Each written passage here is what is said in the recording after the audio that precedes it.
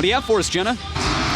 We love holiday games in the NHL. New Year's Day today, which means when we go to the gym, they're going to be a little bit more overflowed. Chocolate sales might dip down a little bit, but with resolutions, let's hear what Fleury and DeBrincat had to say. It's been 2 weeks on the dot since the Chicago Blackhawks acquired Taylor Radish and Boris Katchouk from the Tampa Bay Lightning in exchange for Brandon Hagel. It feels as though the Hawks were on the penalty kill for a majority of the first 20 minutes, killed the 5-on-3. How difficult is that to do? Tanner Kero is conscious and responsive after that big hit. How hard is it to get back into the game after a moment like that on ice level? Mackenzie, the Blues like to play heavy. What challenges do they present defensively?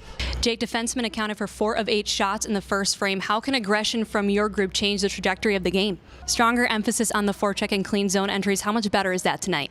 We know that Edmonton is dangerous. How do you stay in front moving to the middle frame? Brandon, Alex scored his 11th power play goal of the season, had the helper on your goal. He really must be bringing the luck back from Vegas.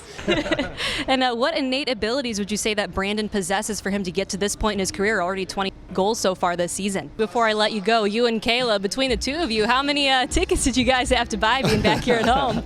And Garcia right away identified that he was getting back-to-back elevated fastballs. He takes that second one here the opposite way. And what's so cool about Garcia's stance, you can see he gets into a little bit of a leg kick, stays there, is stacked perfectly so that he can adjust to that ball that is on the outside part of the plate, generates power with his lower half, uncoils, and drives the barrel through the ball, sending it the opposite way. I mean, how can you not love this guy if you're a Rangers fan? The Southpaw's most recent outing was against a potent Twins lineup that is notorious for dominating left-handed pitchers. Skubal allowed 5 runs, 3 of which were earned through 6 innings. However, that damage came after the 4th because Skubal retired the first 12 batters that he faced and struck out 5.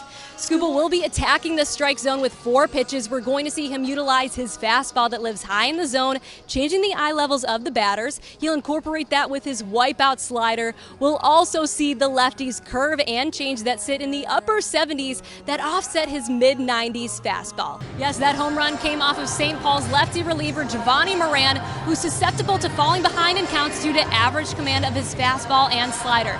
You can see here going up against Torkelson, it's a 2-0 count.